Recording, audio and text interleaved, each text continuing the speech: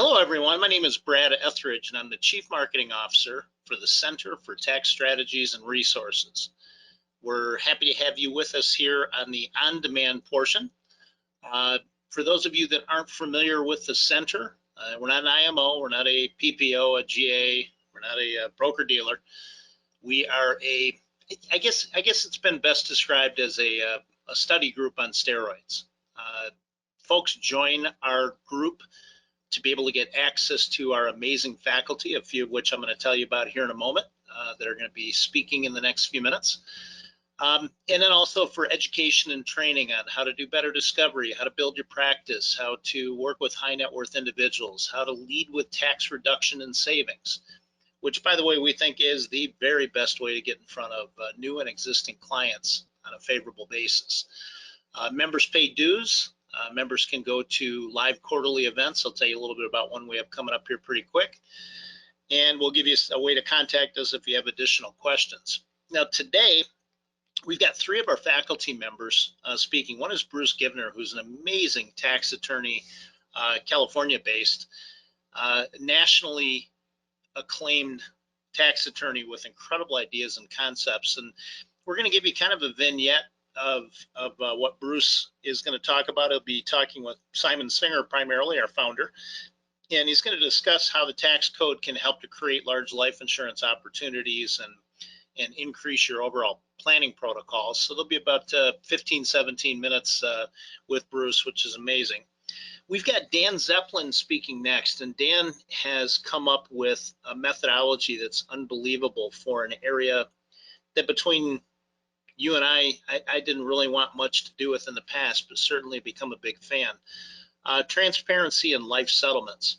So as these clients now realize that they're either getting priced out of their existing policies or it's no longer needed based on the reason it was purchased, those policies can be brought to the secondary market. The reason I was never really excited about even talking to clients about it is when a client would say to me, am I getting the best deal?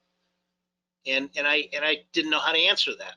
Well, Dan found a way to do it. He actually has a live auction that he puts those policies into, and it's a very transparent way to be able to get the most amount of money out of those existing contracts. So Dan will talk for about 15, 17 minutes on that. And then we have Steve Pasek, who is a CPA and also has his master's in taxation. He's going to talk about the best way to bring a professional advisor or an expert into the relationship you have with the client, their current counsel. Personally, I've worked with Steve for about the last 12 years. We've done a lot of business together. He's very, very good at integrating his unique skill set into the relationship for the clients. So these are kind of vignettes. They're not complete presentations, but it'll give you kind of an idea of, and you'll pick up a couple of ideas you can actually use in your own current practice now. And we'll talk a little bit about an upcoming event we have. We should be together here for about 45 minutes to an hour. So enjoy the show. Ladies and gentlemen, we're very privileged today to have what I will call a genius tax attorney. He's a tax attorney's tax attorney, and how over the last 30 years, he's helped me become more and more and more successful with explaining things to me that were too complicated for me to grasp, by explaining to me how to orchestrate the conversation. He's a brilliant, brilliant man. Just as a bit of a background, he's of counsel to the KFB Law Group in Los Angeles. He graduated from UCLA, Columbia University Law School, NYU Graduate Tax Law Program, and he specializes in the area of asset protection, advanced estate planning, and in addition, he's worked with me, as I said before, for over 30 years now. So how old was I? I'm still too old. He's considered a tax expert and has been cited as such by the U.S. Tax Court, the California Court of Appeals, and the Wall Street Journal. He's also written books on estate tax planning for the California CPA Society and the AICPA, and he's co-authored 3 of the California Bar Association books. And then lastly, he's just come out with a book that details his involvement in the Watergate investigation, where he was the last known person in the Watergate building before there was a break-in. So you might have questions to him about that. He was basically calling his girlfriend on a Watts line, but he was still there, and it delayed the people who were doing the break-in from getting in there until well after midnight. they likely wouldn't have been caught had he not been there trying to hustle a girl here and there. So at this time, what Mr. Gibner is going to talk about is he's going to talk about estate tax reduction planning. He's going to talk about capital gains tax planning, asset protection planning, and income tax planning. So at this time, I'd like to turn this microphone over to my friend Bruce Gibner. Bruce? Thanks, Steffi. It's certainly been a pleasure working with you over 3 decades of my 43 years in practice. And so I thought I'd first mention a very recent development, which if you Google the names Ed and Marie Borsarge, B-O-R-S-A-R-G-E, that's B as in boy, O-R-S-A-R-G-E, you'll find articles about their spectacular divorce. They were married and live in Texas, but over the course of their marriage, Ed set up a South Dakota trust, and according to his wife, hid $2 billion of assets in the South Dakota trust. Marie has now run up $3 million in legal fees trying to get the assets. And what happened is, about less than a year ago, there was a case decided by the South Dakota Supreme Court case, which is a very interesting name. It's called In Re, which means in the matter of Cleopatra Cameron. Imagine the parents who named their daughter Cleopatra.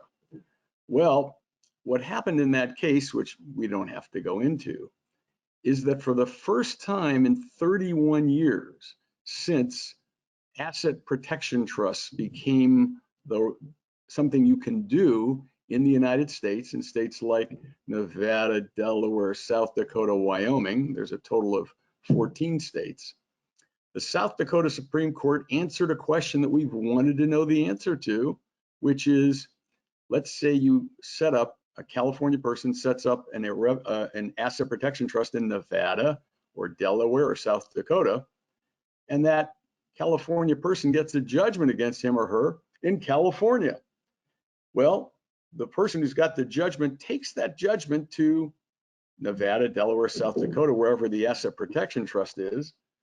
Will the other state give what's called full faith and credit to the California judgment and surrender the assets in the asset protection trust to the California judgment creditor? And no one knows the answer to that until this case came out. People have said, well, they have to give full faith and credit. Oh, I see, we see the, I guess that's Ed Borsarge. And in the In Re Cleopatra Cameron case, the South Dakota Supreme Court said, no, we will not give full faith and credit to the California judgment. Wow. Now, the Cleopatra Cameron case did not involve an asset protection trust. It was a trust set up for her by her father, but they did say we will not give full faith and credit to the California judgment, and that's what's important. So we now think, and I have probably half a dozen clients right now setting up trusts, they're California residents, setting up trusts in South Dakota using the same trust company that Cleopatra Cameron used when she moved her trust from California to South Dakota, because if my clients get sued and there's a judgment against them, we'll be able to show the judgment creditor, hey, here's a copy of this case. You're not going to win. And therefore, in the worst case, we can settle for pennies on a dollar. That's all I wanted to say on asset protection planning, other than the fact, Stuffy, right now, with crazy things happening economically, especially to landlords, especially to people who've guaranteed business loans like restaurant owners, there's a lot of people interested in asset protection planning, just like there was after the 2008 recession. So you have any comments on that stuff here? I'll move on to Bruce, so just to clear things up, asset protection, what you've taught me is asset protection is not perfect. It's a device to cause people to want to go someplace else or to want people to settle for less than they might otherwise have gotten. Is that right? Correct. Especially if you're trying to do asset protection planning when you've already got problems, that's not the good thing to do. The time to do asset protection planning is 7 years if you live in California, 7 years before you got a problem. So, as you can imagine, most people who've got problems don't do the planning in advance. It's our job as professional advisors to warn people and say, hey, the time to do the planning is now when you don't have a problem. But most people won't spend $10, $20, $30,000 on asset protection planning when they don't have a problem. They only want to spend the money when they've got a problem. And so the question is, can I, as the advisor, help them with anything when they've already got the problem? Or is it what we used to call a fraudulent transfer, what we now call avoidable transaction? So tough area of law in which to practice, because I don't want to get named as a party to that avoidable transaction. But you're right, it is a way to put a hurdle. There's very little bulletproof asset protection planning unless you're willing to liquidate all your assets to cash, move them to a non-US trust, Cook Islands, Nevis, Belize, and if there's a judgment, be willing to move out of the US. So let's move on to a happier topic, which is income tax planning. What areas of income tax planning are thriving in the middle of the COVID-19 pandemic? Well, some people have large pension plans, large balances in their retirement plans, even if they've taken a bit of a hit with the stock market crash. So we have people coming in who've got $6 million in their retirement plan, and they say to us, is there something you can do to reduce the tax hit that I'm going to have on this retirement plan? Well, the answer is yes. And there's at least a couple of different roads that Stuffy and I take to go down that path. So one path is using a structure which we're used to using in connection with estate tax planning to get reductions in value. So if you think about the wealthy real estate family, they own $50 million of income producing real estate, which I must say right now, with all of the city council actions telling tenants they don't have to pay rent for a year, may not be worth $50 million today. But let's say in a normal time was worth $50 million, we would contribute that real estate to a family limited partnership. And the purpose of that was to get discounts for lack of marketability and lack of control, which would total usually about 40%. So instead of having $50 million of income producing real estate, from a gift tax point of view, it would be worth $30 million. 50 million times 60% to allow for 40% discount is $30 million. Well, it's a whole lot easier to transfer it to the children or a trust for their benefit if it's worth $30 million than if it's worth $50 million. Now, we still use family limited partnerships for clients, and in Los Angeles, there's very few who have $50 million in a securities portfolio. But the discount for liquid assets is less. It's not 40%, it's more like 30%. So to take that same example of $50 million, it would end up being 35 million after the discounts. So my point in discussing that was just to say that a family limited partnership, a limited partnership, is a way to get discounts on assets. So one of the approaches we use when we have a client with, in that example, $6 million in a retirement plan is to creatively use a limited partnership in conjunction with the retirement plan. Now, it's a complex structure. I'm not going to go through all the details on open forum like this, but suffice it to say, we get significant discounts on the value of the pension trust's assets. So the question is, what do you do when you've discounted the value of those assets by 30, 40, 45%? So instead of being worth 6 million, it's 4 million or 3.5 million. Well, different clients use that reduction in value in different ways. Some of them want to use it because they want to make additional contributions, additional deductible contributions to their defined benefit plans, which is fine with us because they may be paying premiums inside the defined benefit plan on life insurance, which makes all of the folks on this call very happy. So that's one way they get bigger deductions.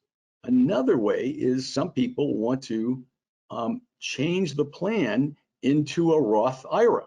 So if instead of having 6 million and declaring it a Roth IRA, they would have to write a check to the government for 3 million. If it's now worth 3.5 million, the Roth IRA check only costs them 1.75 million. So that's another way.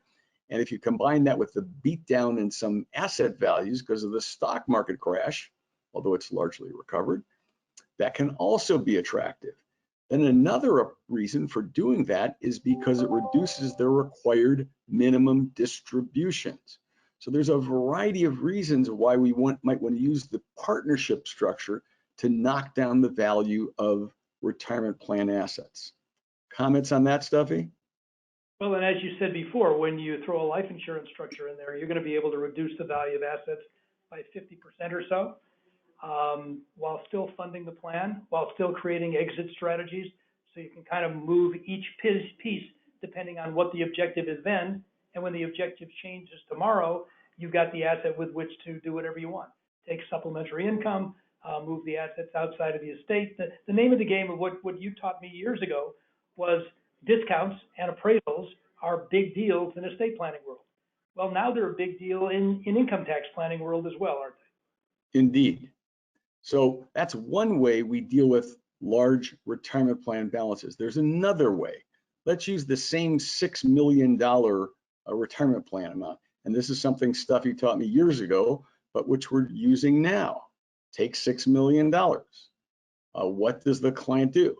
They take a distribution in year one of $2 million. Let's say they do that on June 1st of 2020. Well, if they're in the maximum bracket in California, they owe $1 million of taxes. But that $1 million isn't owed until the return filed on April 15th, 2021.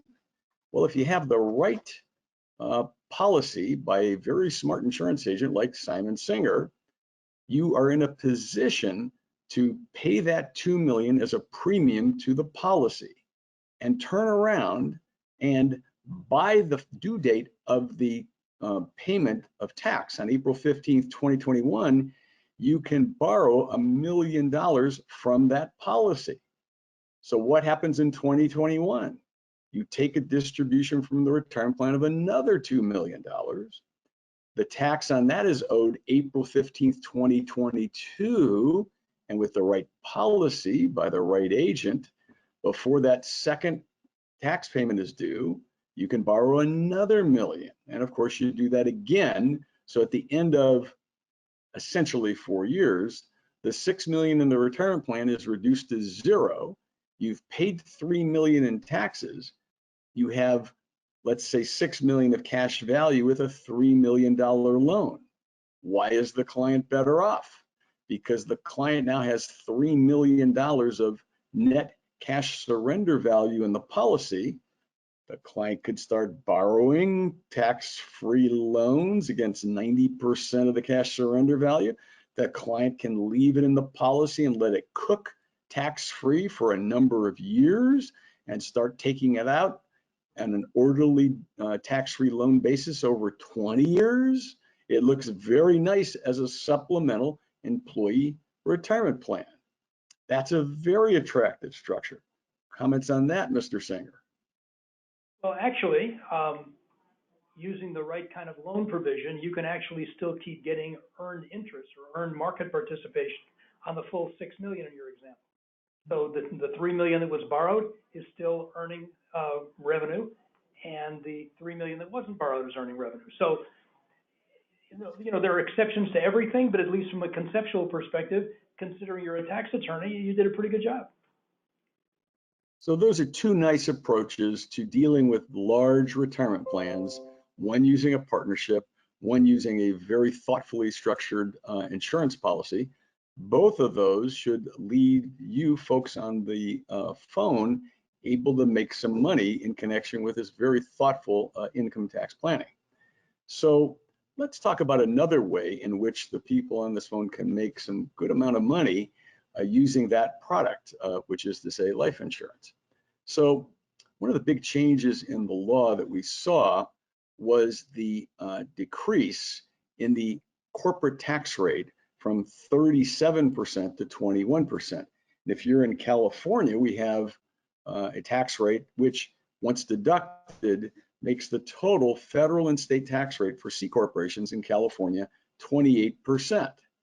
Let me cut in here just a moment and let everybody know about this exciting event that we have coming up. We have our Center for Tax Strategies and Resources Live Academy. Yes, people, live, not virtual. It's going to be in fabulous Las Vegas, May 11th through the 13th. And just to give you an idea of how those days go, they run from 8 o'clock till 5, days 1 and 2, and 8 to 4 on day 3. Sometimes we run a few minutes over if people are asking a lot of questions. One thing I've got to tell you about this academy is it's unbelievable. We have 18 speakers. I have been in this business for 37 years. I've never been to a meeting where people just simply do not get up to leave until the break, because the information is unbelievable. Nobody wants to miss a bit of it. And the other thing about why we're so excited about having another live academy is just that opportunity to be able to speak to the professionals and speak to the subject matter experts and speak to the folks from the center and other members, because the members attend these also. You just pick up so much stuff both on stage, and you pick up a ton of stuff off stage. One of my favorite parts of the academy is we do a thing called the fireside chat. In the evening, it's casual. We put the chairs around in a circle and start talking about specific cases. And that's the members and guests' opportunity to kind of get a different insight on cases that they're working with. It's even after a long day, it's a total riot. To register, a couple of things. You can go to our website, www.yourctsr.com, or within the next couple of minutes, if you haven't received it, we will send you an email invitation to it. If you go to the website, just click on our under upcoming events tab, and you can register for the event. Now, we have an extreme early bird pricing going right now. It's $4.99 for members to attend the 3 days, and it's $6.99 for non-members. Another good reason to become a member. It saves you a few bucks on these events. For more information, you can give us a call if you want to get additional details at 877-258-2837, or if you prefer, you can email us at thecenterteam@yourctsr.com. Our guest today is going to be a young man that I met at the Forum 400 meeting. Despite the fact that he looks like he's 12 years old, he's not. He's married, he's got a family, and he's become a very high-level specialist in both estate planning. But what he's going to talk to us about today is the whole market of senior settlements and some of the flaws that the general market has, and the process that he's created in order to overcome those flaws, help get more money to our clients. And in this, folks are looking for extra money, and their insurance policy might be a place to go. And so Daniel's going to speak to us for about a half hour to 45 minutes. We'll have questions at the end. And then if you'll hang on, we want to talk to you about the successes that we've been having with our tax reduction plans for small business. So at this time, out of Houston, Texas, Daniel Zeppelin. Daniel, would you please? Sure. Thank you, Simon. Hope everyone is staying safe and staying healthy. So I'm going to talk about something today that is an actionable item for everybody on this call. And given the current economic environment and circumstances, I think we're trying to find different streams of revenue, different ways to add value to your clients. This is certainly an opportunity, and I'll talk about the impact of COVID-19 on this marketplace. Do I have full control over the slides now, by the way? I think you do. I don't know how. Okay, perfect. Okay, so brief history, just to be very candid. My first and foremost focus is selling new life insurance. I've been in the business for almost 12 years now. I own a brokerage general agency in Houston, Texas, and our focus has always been selling new life insurance. We always historically, life settlements have always kind of been this taboo word in our industry, and had never been our focus. We worked with every settlement broker out there, Welcome Funds, Asher, Life Insurance Settlements Inc. We've gone direct to Coventry. We've gone direct to Abacus. They'd always come in and say, we can make it easy. But every time we would do it, and usually historically we'd probably do somewhere between 1 to 3 cases a year. And it was always when a client came to us and said, hey, I want to sell this. You need to figure out how to make this happen. It was always a frustrating experience. There was a lack of transparency, and we never really felt like we knew what was going on. From start to finish, the process could take up to 6 months. Took a lot of our time and energy when our broker was supposed to be doing all the work, and the fees were astronomical. The typical fee associated with the transaction is generally 30% of the sales price. So, for example, if you sell a policy for $1 million, $300,000 in fees is paid to the broker. So, in looking at this, we figured really what happened is towards the end of 2018. We had several cases that came up, and we got to the point where we were hitting our head up against the wall and so frustrated with the traditional process that we figured there had to be a better way. So we decided we were going to just start doing it ourselves. Trying to get to, there we go. So the opportunity, this market has changed quite a bit over the years, and when I mentioned 2018, the Trump tax plan made this a much more attractive option for sellers. Essentially, what happened is with the Trump tax plan, not only did it make more inventory available, where you've got a lot of individuals who had purchased life insurance, maybe when the exemption may have been $1 million. Well, now with the increase of state tax exemption, there was a lot of unneeded life insurance in the marketplace. And on top of that, the sale of the policy was taxed in a more efficient manner. Generally speaking, the sale above and beyond your cost basis in the contract was taxed at long-term capital gains. But pre-2018, the way you would calculate that basis was different than where it is today. It used to be if you had a $1 million basis in the contract, you would have to, under old tax laws, you'd have to solve for your cumulative cost of insurance, which could all but offset your entire basis. What the Trump tax plan came in and said was your basis is your basis, and there's no offset from the cumulative cost of insurance. Additionally, there's a lot of capital and a lot of buyers in this marketplace looking for an uncorrelated asset class. And in light of recent events, all that has happened with what is going on with pretty much every other industry and current market conditions, this has only firmed up this asset class because, again, it is uncorrelated to everything else. And with that, there's more competition in the space, buyers now targeting lower returns. So essentially, pre-2018, you had a lot of funds that were targeting returns. Again, this is based off premiums projected to carry the policies to maturity and the overall health of the insured and their life expectancy. But the IRR that the funds were looking to generate at life expectancy was generally somewhere between 22 to 24% at life expectancy. What has happened is because you have so many more buyers in this marketplace, you're now seeing transactions close closer to 12 to 13% IRR at life expectancy. And then you've got this tremendous pipeline of policies where you've got policies that were initially sold, funded to what was considered life expectancy 20 years ago, maybe 80, 85, 90 policies aggressively illustrated that have underperformed and have been underfunded.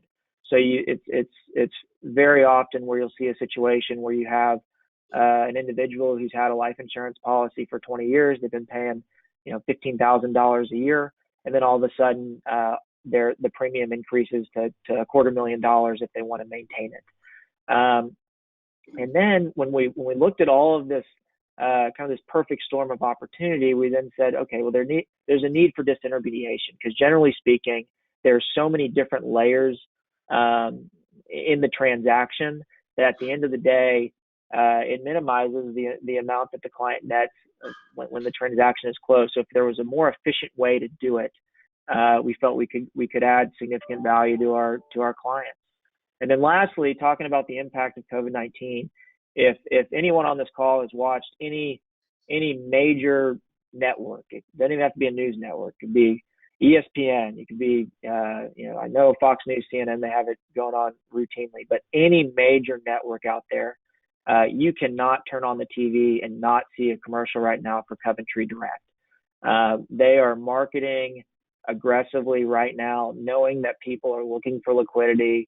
And the fact of the matter is most individuals do not know that this is even an option. I know there's a lot of agents, life insurance agents that have been in the business for years who aren't even very familiar with this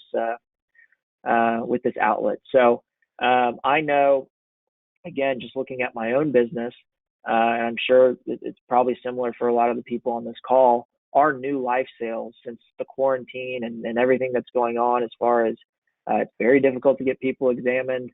When they're under quarantine, our new life sales have dropped significantly, but our settlements have gone through the roof. We're getting, probably 25, 30 calls a day on settlement opportunities. And a lot of that is people are looking for liquidity, and this is a viable option, especially if the coverage is no longer needed. Daniel, can I interrupt you for a second? You're getting Absolutely. You're getting 25 to 30 calls a day. Are you getting Yes. those calls on relationships that you have established with CPAs, attorneys, or are you getting them from clients direct? Where's that activity coming from? All of the above. So we've got direct client relationships, CPAs, estate attorneys we work closely with, other insurance agents that we work closely with, guys from the Forum 400, other wholesalers that do what we do.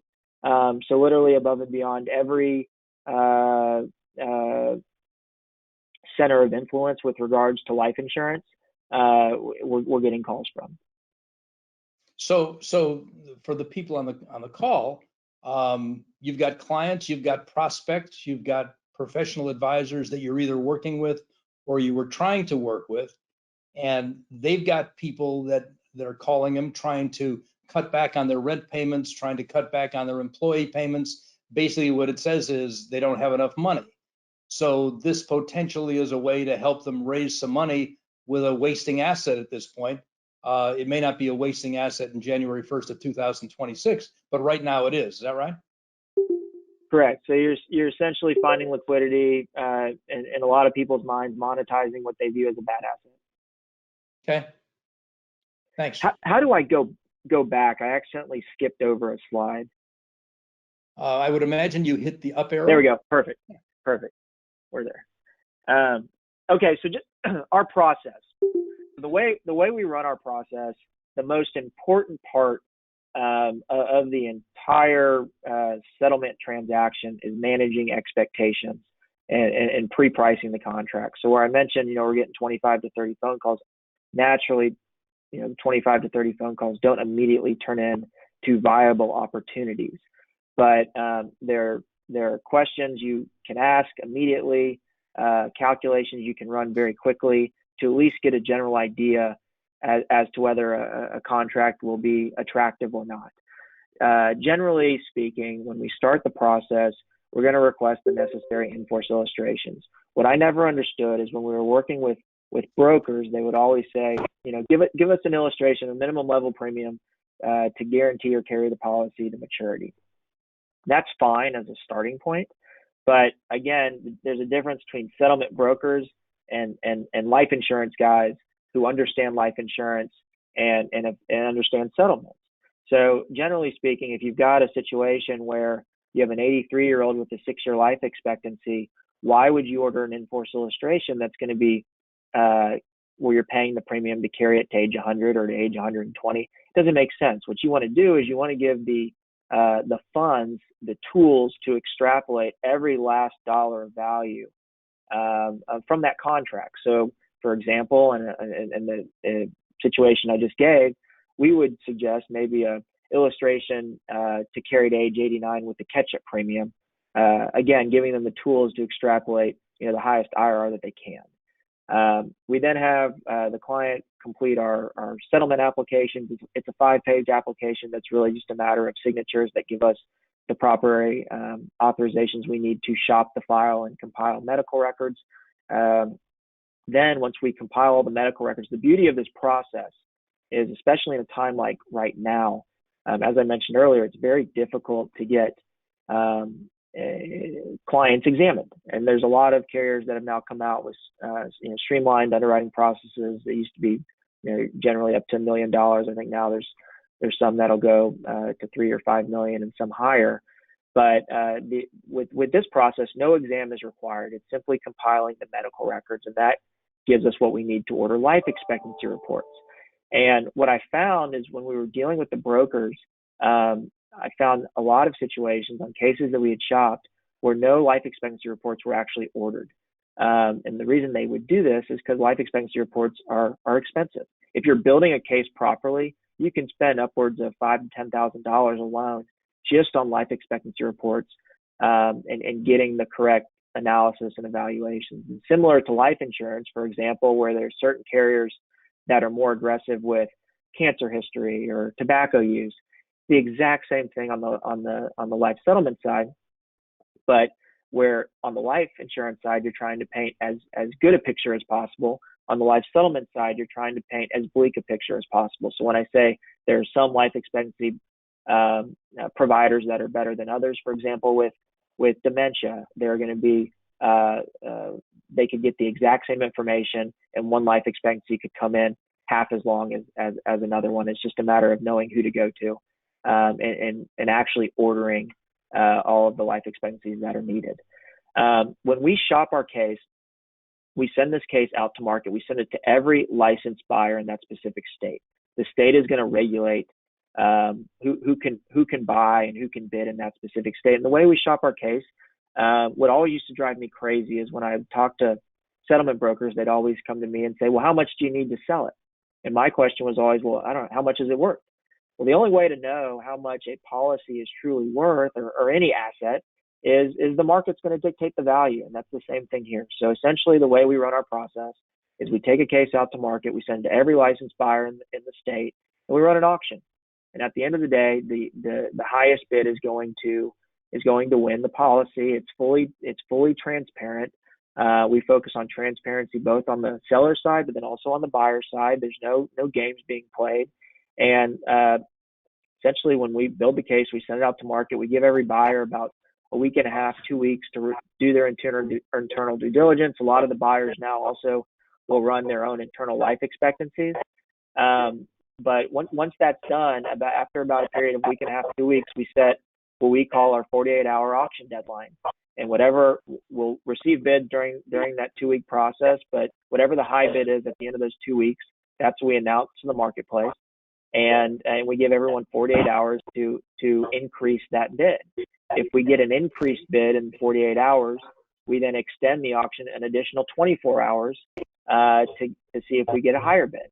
And we will continue doing this process until there are no longer any additional bids.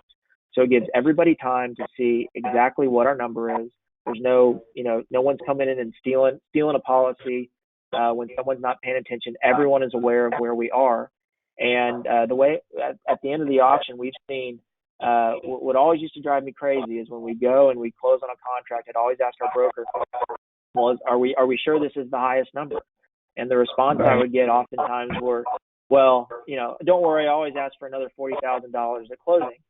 I don't know what that means. How do you not know you got the best and highest value? So in this situation, when our auction starts getting to the end, you start seeing increases where they start at maybe $50,000 increases, then it's $20,000, $10,000, $5,000, and on the smaller face amounts, we'll see $1,000 increases at the end. And that's how you know that you're getting every last dollar of value. When you talk to your client, you can tell them definitively and look them in the eye and let them know that we got every last dollar that was out there.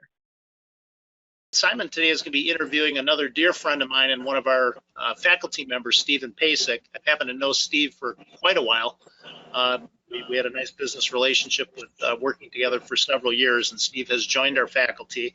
Steve is a CPA, and he also has his master's in taxation, and he's the president and founder of PASIC. His background and experiences in key areas such as federal, state, local tax issues, and it allows him to work effectively with a very wide range of clients.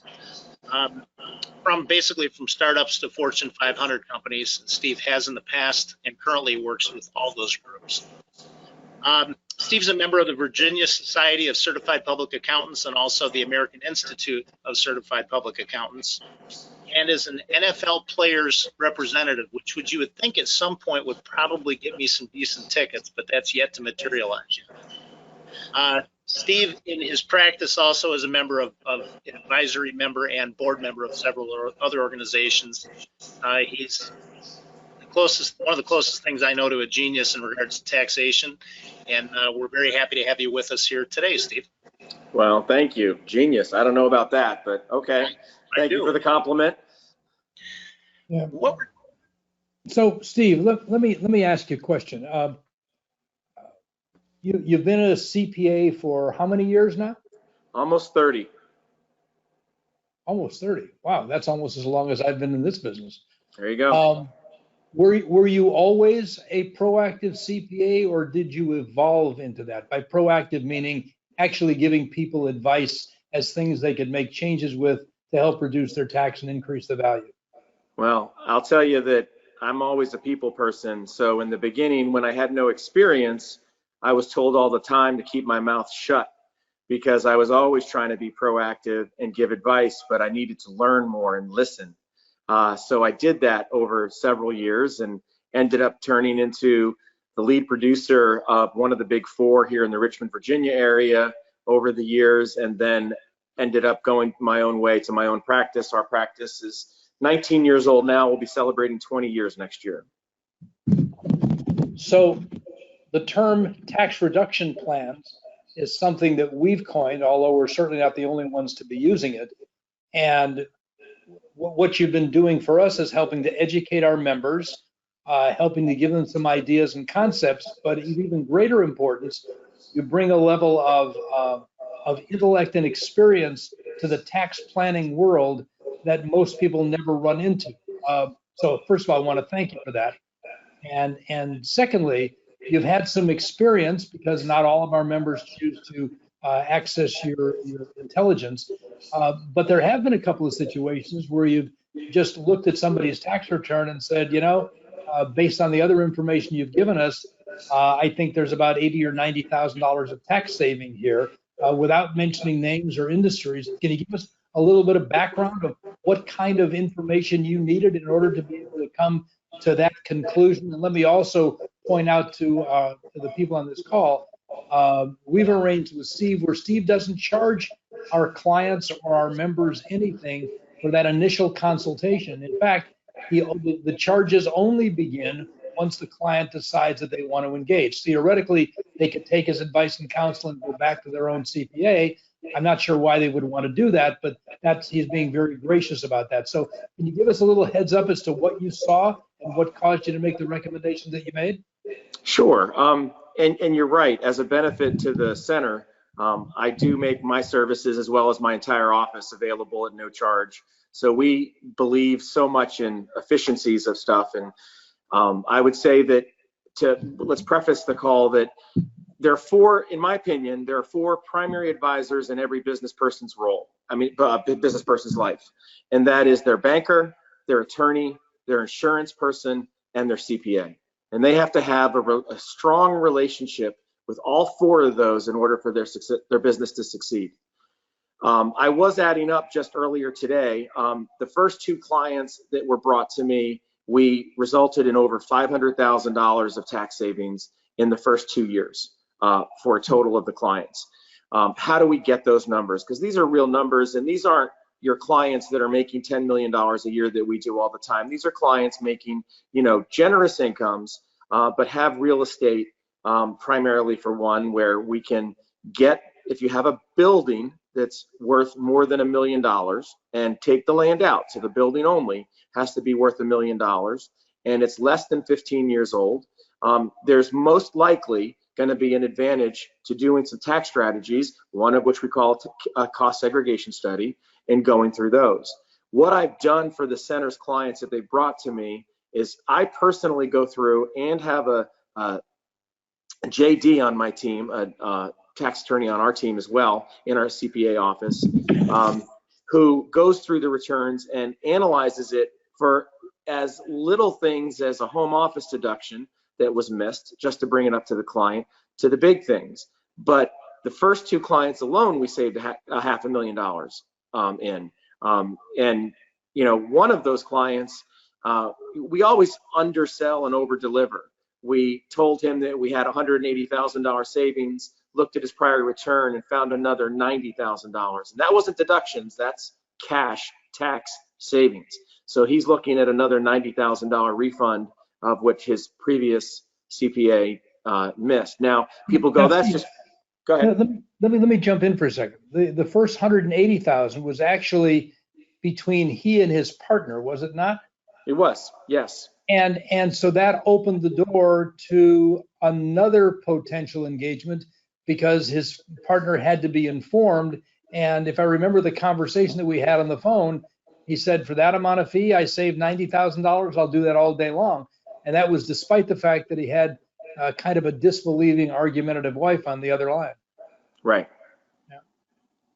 Interesting. Yep. And so first it was 90, then another 90. Then another 90. Is there any coincidence and all the numbers happen to be 90? No. Well, I would say the only thing is that I round down, you know. So, and I don't add interest into them. And people always say, well, you know, this is kind of too good to be true, and you have to be making aggressive positions. And the answer is absolutely not. I will tell you selfishly that when my name goes on a tax return, it is going to be rock solid. We are very efficient with the tax code. Like you said previously, or Brad did, I have my master's in taxation, and most of my team does, with either a master's in accounting, taxation, or their JDs. We understand the code. We're efficient with it. We, you know, file returns in every single state, business and personal. We say, well, wait a minute, some states don't have income tax, Steve. Well, no, they have franchise taxes though, excise taxes. So you're filing in all these states, trust me. We file in, work with companies in 65 countries. So we've got a vast approach, but we're not aggressive. We're efficient. We understand what's going to be asked by the IRS. We understand what is a legitimate deduction versus what is, you know, skeptical or a stretch. We will never risk our clients' reputation or money to try to get an hourly fee or anything like that. We want to be when we want to have, I always say, the expertise, the resources, and the value. Well, you know, one of the things that you expose me to, because you know, I'm a consumer, and I'm going, well, wait a second, if they already have a CPA, how could they have missed something that to you is second nature? What's that process? Right. And well, how do they answer that question with their client who's disbelieving? And a lot of times we get brought in from the consulting side instead of doing the tax returns because they have a great relationship with their CPA. And I always say that's the first thing. Never change CPAs if you have a great relationship with your CPA. Just ask for additional advice. And I teach dozens and dozens and dozens of CPAs across the country our advice or strategies or whatever you want to call them. So we have that going, but they're not as experienced in all the high level issues when you get into passive rules, when you get into real estate rules, when you get into international disclosure rules. They just don't see it a lot. There was a survey that came out a couple of years ago that said most CPAs are comfortable in filing in only 2 states. Their state that they reside in, and then the state that's next to them. Maybe 3, you know, if they have 2 bordering states of things, the way things go, but 2 to 3 is the max. We file in all 50. We file in territories, you know, have those resources to be able to do that, you know, whether it's Guam, Puerto Rico, things like that. So it's just a level of experience. And I really enjoy coming in as being part of the team and not necessarily replacing that CPA that they have a good relationship with, that was their fraternity brother or their sorority sister, and you know, their longtime family friend that's done it for 20 years. And though that CPA, most times, I'll say 99% of the time, they're on our side.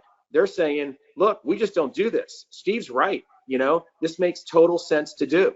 So we come in as an ally, not as a, you know, Adversary. yeah. I mean, and it's wonderful. Well, you know, it's our experience. I've been doing this now. I guess I'm on my 54th year. And for the first 20 of those years, I would make my presentation to the client, who would then in turn tell me, well, this sounds great, go talk to my CPA. And I put myself in the position of embarrassing the CPA and having the CPA validate what kind of recommendation I was doing. I have found significantly more success in making them part of the planning team, as opposed to my having to prove that I, in fact, was the smartest guy in the room, which I never was, but that was the illusion I was trying to create. And so you're saying you have no problem working with the existing CPA, that would be your preference, and yet there's still a lot of things that can be accomplished both for the client, our member, and your practice, yes? Yes. And not only does it, you know, build the relationship, which I think is primary, it brings value because, you know, they may be able to do the tax return preparation at a much lower rate than we can.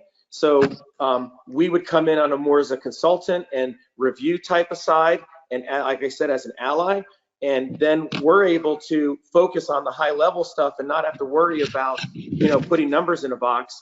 And if that's bringing more value to the client, that builds the relationship stronger. And you know, I have more CPA friends and brothers and sisters out there from doing those types of situations alone. Well, I hope you enjoyed hearing from Bruce, Dan, and Steve. They're an example of the quality of folks that we have in the Center for Tax Strategies and Resources on our faculty. Okay, so back into this academy that we have coming up, the live one in Vegas. It's going to be at the fabulous Westgate Hotel, which is the old Hilton where Elvis resided for years and years. We love that place. We've used it a few times. We have a private club across the street that we rented. We're going to do a really nice dinner and cocktail reception the first night across the street at the Sterling Club, which is a really fantastic place. So again, members, non-members, it's $699 for all 3 days. Members, as you'll remember, is $499. And just a quick note to the members that are on this webinar, I'm popping up the website here, so you've got it in front of you. And you would find this under upcoming events. If you're a member, you would log in first, and then it would show your registration at $499. Registration early bird ends March 30, so jump on this thing. We do have a limited number of seats for this 3-day career-changing event.